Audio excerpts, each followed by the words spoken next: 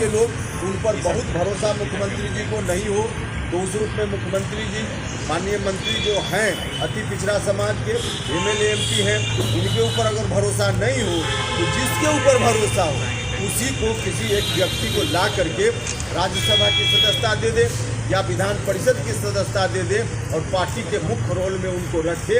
इससे दल को फायदा होगा।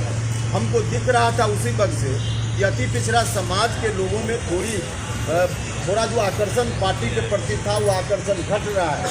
इस ख्याल से मैंने सुझाव दिया था पार्टी की मजबूती के लिए यह काम करना चाहिए, लेकिन इस तरह के सुझावों पर भी कोई ध्यान नहीं दिया गया और स्थिति आपके सामने है। इतने दिनों में 2 वर्षों में जो लोग भी भेजे गए राज्यसभा में या विधान परिषद में भेजे गए, ठीक भेजे गए, लेकिन उसमें एक भी अति पिछड़ा समाज का कोई व्यक्ति नहीं जा पाया। यह सुझाव मैं बार बार दे रहा था, जो नहीं हो पाया।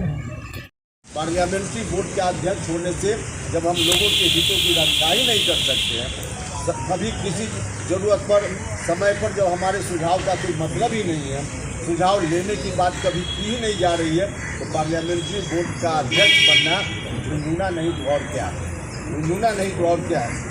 और इसके होते हुए आज भी यही है कि हम एक मेंबर भी नहीं बना सकते। यह तो पार्टी के संविधान की बात हुई।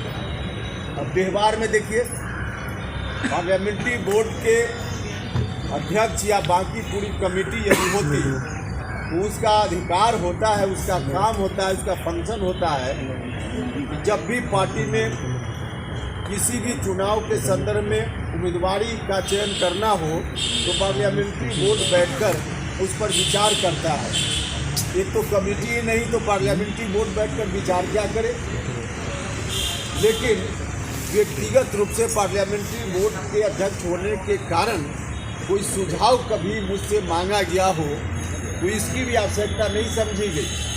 कई चुनाव हुए, विभिन्न विधानसभा क्षेत्रों में उपचुनाव हुए, MLC के चुनाव हुए, स्थानीय निकाय से जो MLC का चुनाव होना था उसमें उम्मीदवार चयन करने की स्थिति आई।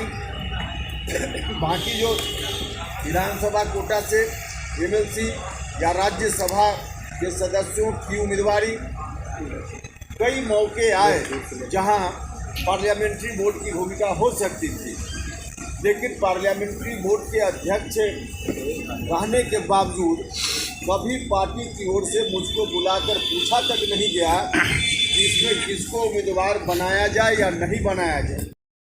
इसमें DPO और SDO मंडलाधिकारी और पुलिस अनुमंडलाधिकारी दोनों के द्वारा जो एक प्रारंभिक जांच रिपोर्ट के नाम पर कुछ जारी किया गया है, जिसमें लिखा गया है कि उपेंद्र कुशवाहा के ऊपर कोई हमला हुआ ही नहीं है। हमला हुआ कि नहीं हुआ, हम सिर्फ आपको एक वीडियो 1 मिनट कम का है आप दिखाएंगे।